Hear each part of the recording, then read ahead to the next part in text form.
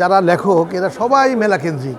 যে কোনো স্কিট পাওয়ার পর আমরা ওটাকে আগে একটু পর্যালোচনা করি, যারা আসুক তারা যেন বইটা কিনে। অর্ধেক বই হচ্ছে তরুণদেরই বই। যে অবসর সময় বই পড়লে ক্লান্তি থাকে সেটা কেটে যায়। গত বছরের তুলনায় এই বছর অনেকটা ভালো লাগতেছে। অন্ধকারের রাতে ভুলের খেলা।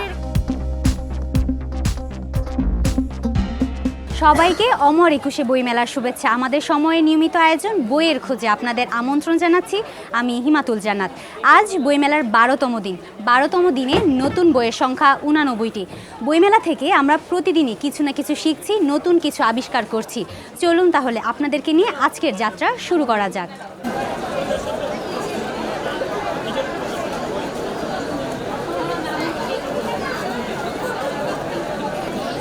সেকেন্ড উইক থেকেই মানে বিক্রি বলেন পাঠক সংখ্যা একটু বেশি হয়।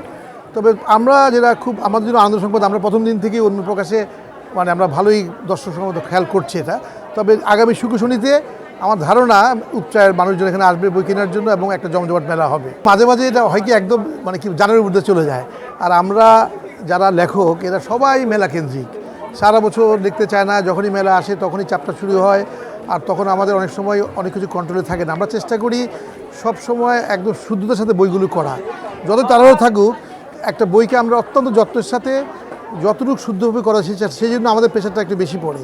সেটা যে নতুন লেখক হোক বা যে ধরনের লেখক হোক, আমরা একটা ভালো এবং শুদ্ধতম বই আনার চেষ্টা করি, সেই জন্য আমাদের প্রেশারটা একটু বেশি থাকে। যে কোনো স্কিট পাওয়ার পর আমরা ওটাকে আগে একটু পর্যালোচনা করার বইটা যদি প্রকাশের উপযোগী হয় বা পরে যদি কোনো সামাজিক কোনো অস্থিরতা সৃষ্টি না করে বা কোনো প্রবলেম না থাকে, আমরা সেই বইটাই প্রকাশ করার চেষ্টা করি।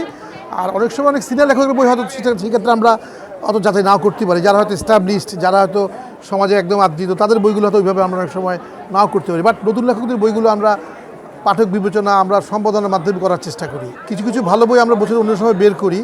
আর সবচেয়ে বড় বিশেষটা আমরা এই বইটাকে একটা মানে কি বলা যায় 8-10টা ভালো প্রোডাক্ট হিসেবে আমরা বিবেচনা করি, যে যেনতনভাবে একটা বই আমরা আনতে চাই না।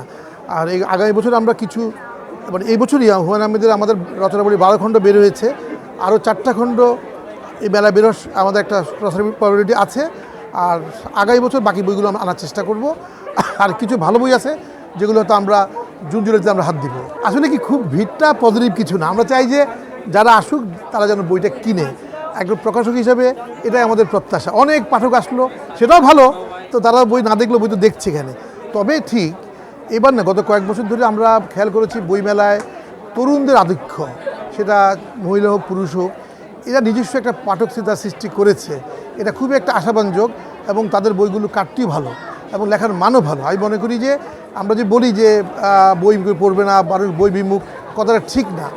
হয়তোবা এটার সাথে অন্য ফেসবুক হাবিজাবি অনেক কিছু থাকতে পারে, কিন্তু বই যারা পড়ে তারা পড়ছে, নাহলে এত প্রকাশক এত বই আমরা কেন বের করছি?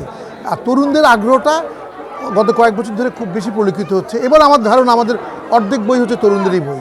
ইডেন বে কক্সবাজার সমুদ্র সৈকতের উপর নিজেদের একটি ঠিকানা। মাত্র 5 লাখ টাকায় আপনিও হয়ে যেতে পারেন এই হোটেলের মালিক। ইডেন বে, আ কনসার্ন অফ ভাইয়া হোটেলস।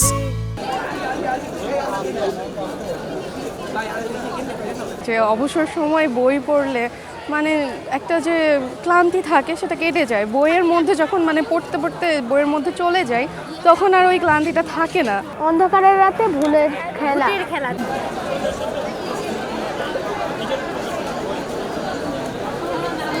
গত বছরের তুলনায় এই বছর অনেকটা ভালো লাগতেছে। আমার পছন্দের লেখক যদি বলি তাহলে ইশতিয়াক আহমেদ একজন লেখক আছে, ওনার লেখা আমার খুব ভালো লাগে। এই ছিল আমাদের বইমেলার আজকের আয়োজন। আজকে আমরা গল্প করেছি প্রকাশক ও বইপ্রেমীদের সাথে। বইমেলা সম্পর্কে আরও জানতে চোখ রাখুন আমাদের সময়ে।